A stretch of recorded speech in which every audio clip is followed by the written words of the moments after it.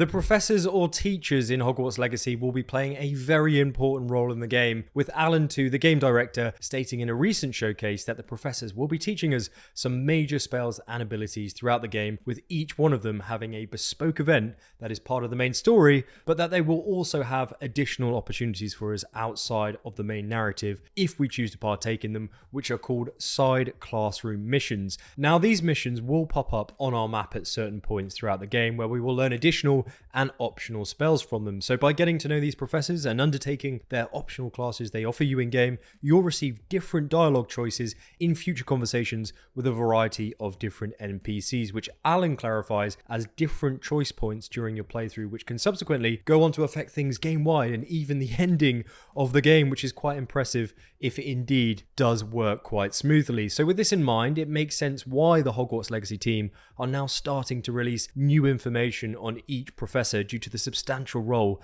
they'll be playing in the game. But before we go through all 10 of them, I just want to briefly recap how classes will work in the game so we're all on the same page, because for the majority of these professors, that's where we'll be spending most of our time engaging with them and completing their side quests, and that's in their classrooms. So how does classes work? Well, Alan too confirmed that these classes we attend haven't been built in a simulation kind of way, going on to explain further that even though there will be a day and night cycle in the game, we won't be required to attend classes at certain times of the day, but rather these classes are built within the main storyline. And he said the best way to think about classes is in a narrative sense and within chapters of a story. So within each chapter, there will be different missions and side quests for us to complete before we progress on to the next chapter. But once we do move forward, those quests or classes will no longer be available for us to experience. So in short, if an optional class with a professor pops up on your screen and you decide not to do it, you may be missing out on a new spell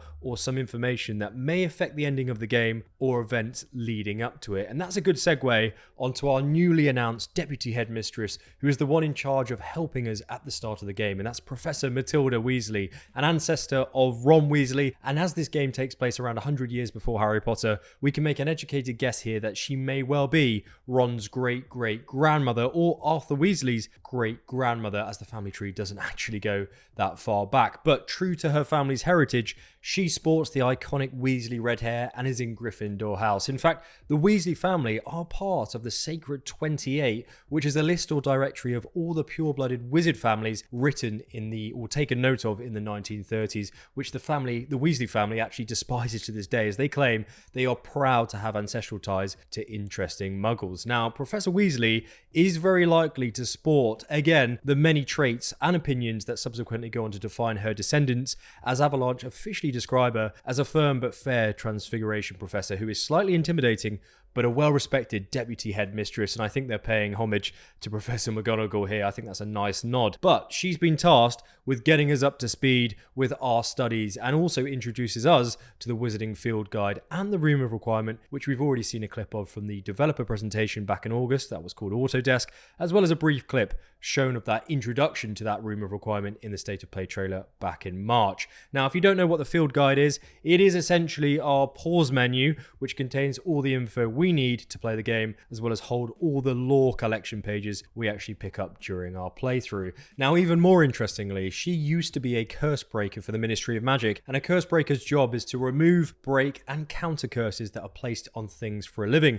They were often employed by Gringotts Bank, which we've also seen teased a few times in the footage so far. And just as an FYI, Bill Weasley is perhaps the most recent curse breaker that's been referenced in the books that we know of, who happens to be Matilda Weasley's descendant. So a further nod to that by the Avalanche team there, which I think is nice to see. Now, as for transfiguration that she will be teaching us, it's often regarded as one of the most difficult branches of magic and more scientific than others. You had to get it exactly right for it to be successful when it comes to actually performing transfiguration spells. And we've actually seen a great example of this type of magic used in combat by turning an enemy into a chicken, which I'm a big fan of. So I think whatever side quests becomes available for Professor Weasley and Transfiguration should not be overlooked. And I think you could say the same about Professor Onai, who was also recently confirmed to be our Divination Professor, which we did catch a small glimpse of her back in the State of Play trailer back in March, if I just pause this and zoom in here. But she was also the Divination Professor at Wagadu, the biggest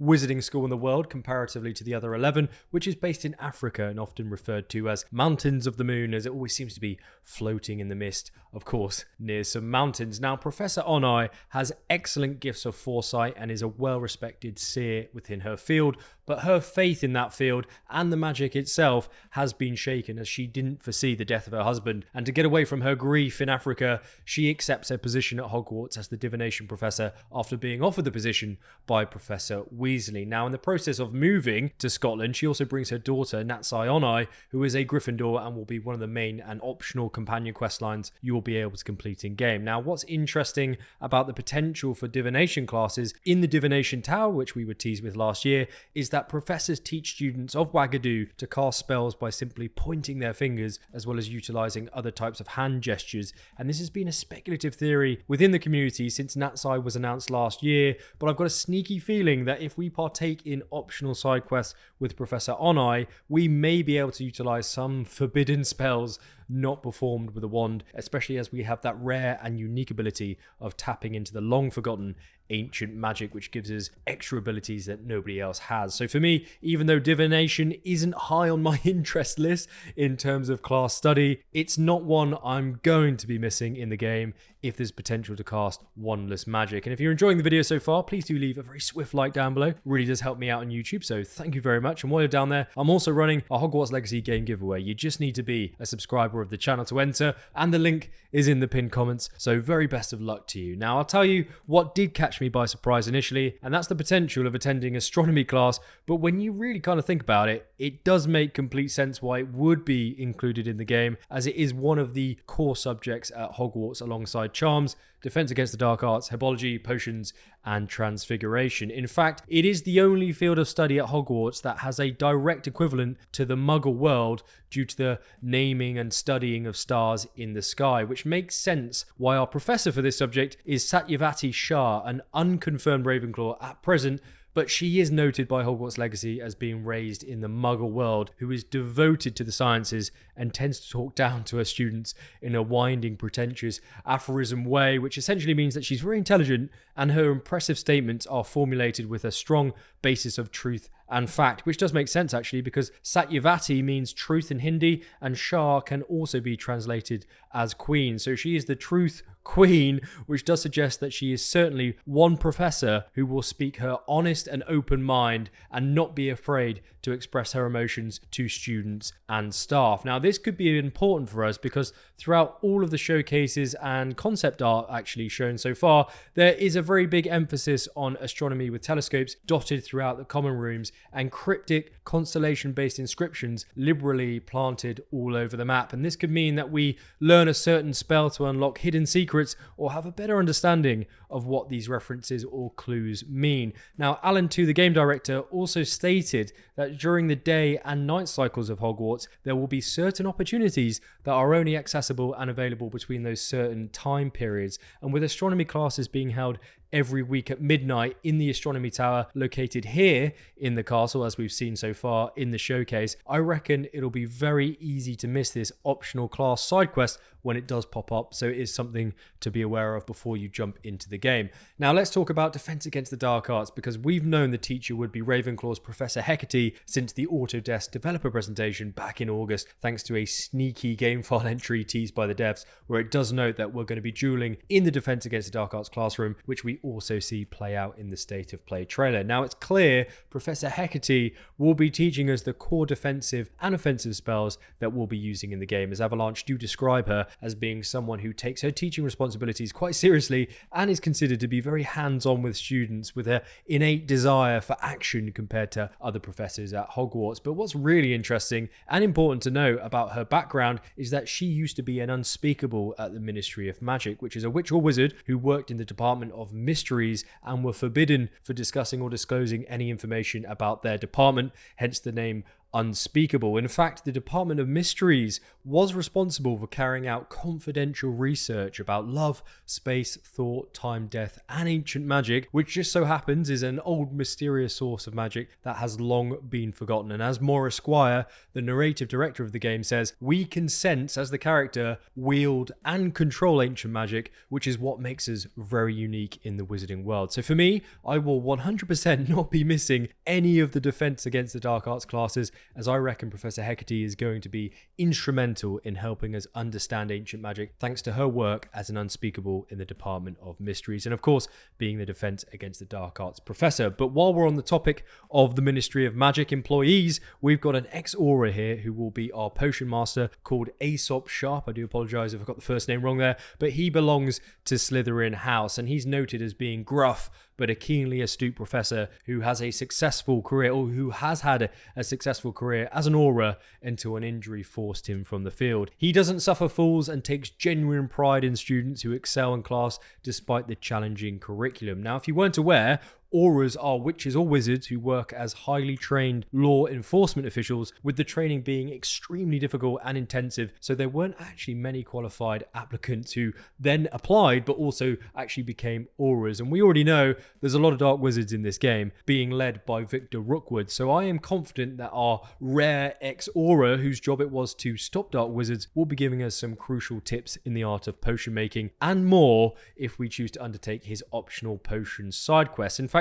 we've had a few combat-orientated potions teased so far by the Hogwarts Legacy team, and with his official bio stating that he has extensive experience in battle-worthy draughts and elixirs, I think it's fair to assume we learn a few of these recipes from him, such as the Focus Potion, which speeds up the cooldown of your spells, so you don't have to wait so long to then cast that particular spell you like again, as well as the Rock Skin Potion, which covers your skin in rocky material to help reduce incoming melee damage, which is perfect against hard-hitting enemies like trolls and goblins with gigantic axes. So definitely another set of professor side quests that are worth our time. And I think you could say the same for Charms class, which is run by another Slytherin, Professor Abraham Ronen, who is a jovial and light-hearted man who loves to incorporate games of all forms into his teaching style, which is what I think we can see going on here in this clip, where I am assuming to learn how to use the summoning charm Accio proficiently, we need to pull the ball to us with just the right amount of magical force so it lands within a specific color section for maximum points, and we subsequently win the game and learn in the process. And he is also noted by Avalanche as holding all of the remedial classes for students as part of a special curriculum designed to help them and us actually catch up to the education level of other classmates, which is what I think this clip is all about, as we do join Hogwarts in our 5th year mysteriously, and Natsai Onai has transferred from the wanderless magic school Wagadu we discussed earlier, so makes sense to see both us and her with Mr. Ronen. Now, because Charms is a core subject at Hogwarts, a lot of the spells you're familiar with in the Wizarding world are taught within its room walls, such as the Levitation Charm, the Wand Lightning Charm, and the infamous Disarming Charm Expelliarmus, which we can see used multiple times throughout the gameplay so far. And I reckon by completing the optional Charms class side quest, that's how we learn Alohomora, which is the famous unlocking charm, a thief's favourite spell that opens up doors throughout the castle, which actually, if we just pause this part of the footage here from the recent gameplay showcase and zoom in, you can clearly see there is an unlocking mechanic at play here within the game. And what better spell could be used to unlock this door than the Alohomora charm to then go and find the secrets or loot inside? And I'm quite excited about this. I know it's a little bit sad. I know it's just a lock on the door in a video game, but I'm super pumped. But I'll tell you what else some of you may be excited about, and that's growing plants such as the Chinese chomping cabbage, try and say that 10 times very fast, that can then be set loose to attack and distract nearby enemies by holding L1 of the tool wheel whilst you're in combat, as well as the venomous tentacular, which acts as this acid turret that spins around, spewing all types of putrid gunk at the dark wizards who are having a bit of a pop at you, and gives you a few seconds of reprieve when that acid does hit them. But before we can do that, before we can kind of let them loose, we'll first need to learn the ways of the plant by attending Professor Mirabel Garlick's Herbology class, who is described by Avalanche Software as growing up in a muggle household who has an extraordinary ability and talent when it comes to the care of magical plants and fauna, and belongs in Hufflepuff House. Now, it's no secret that potions and plants are going to be playing a huge role in this game, with customizable stations in the Room of Requirement, which are built purely for the purpose of producing these consumables that we can then use throughout our our playthrough. So for me, it's another clear no-brainer that if you want to learn new recipes or obtain special seedlings that can grow into unique and highly effective plants that can then be utilized by yourself in duels or in any sort of environmental setting, then attending her optional side quests are going to be massively beneficial for you and your gameplay style. Now that said, I'm not sure if a history of magic will be massively beneficial to us in game, which is taught by the Hogwarts professor, Mr. Binns, as we can see here from the State of Play trailer. But saying that, it is another core subject at Hogwarts where the use of magic was almost not necessary at all, which is why you can kind of see a lot of students in this clip nodding off. And of course, in the books as well. Now there's a subtle nod to Merlin in the stained glass window if we just zoom into this clip just to the left hand side, and we already have confirmation that Merlin will be someone of interest in this game thanks to what the devs call Merlin puzzles that the great wizard left when he was a student at Hogwarts. So this is perhaps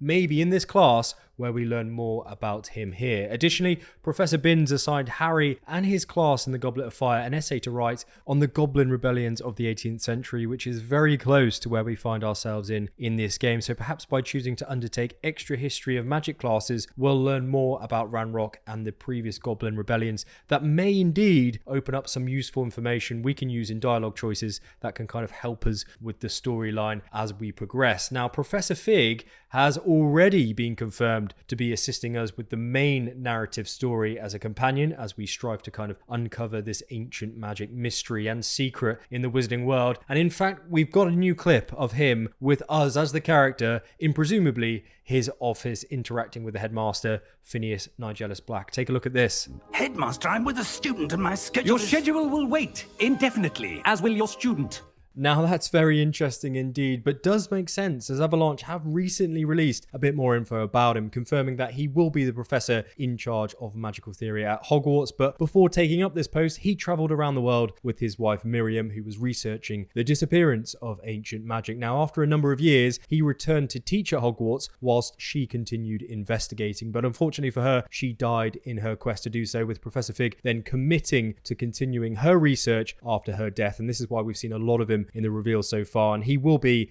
an ally of ours and we'll have to work alongside him as we move through the main narrative. Now, back at the State of Play trailer in March, the voiceover commentator said this. In Beasts class, you will learn about a variety of magical beasts you might encounter, both at school and as you explore the world surrounding the castle and its grounds. So we do have a Care of Magical Creatures or Beast class confirmed, which I also think will play an instrumental role in the game in terms of learning how to tame different types of magical creatures, so we can essentially farm resources from them in our own vivarium for gear upgrades back at the loom. But that said, we haven't had a professor or teacher be clearly identified as of yet, apart from potentially this dude from Seb's Dark Magic trailer last year. Actually, I think it was about 4 or 5 months ago, who is encouraging Seb not to go messing around with dark magic in the Forbidden Forest. And incidentally, Jason Killar, former Warner Media CEO, shared this concept art back on Twitter in 2021 of a Graphorn chilling out in a feeding pen with its offspring. But if we just zoom in on what looks to be the kind of groundkeeper's shed or tool shed, we can see the name Professor Ernesto Jags Veterinarian Supplies. So perhaps this is indeed our Care of Magical Creatures professor, or certainly their name anyway, and we just haven't seen him yet. Now, this game is going to be absolutely massive, and thanks to Epic Games, who accidentally released the achievements of the game online,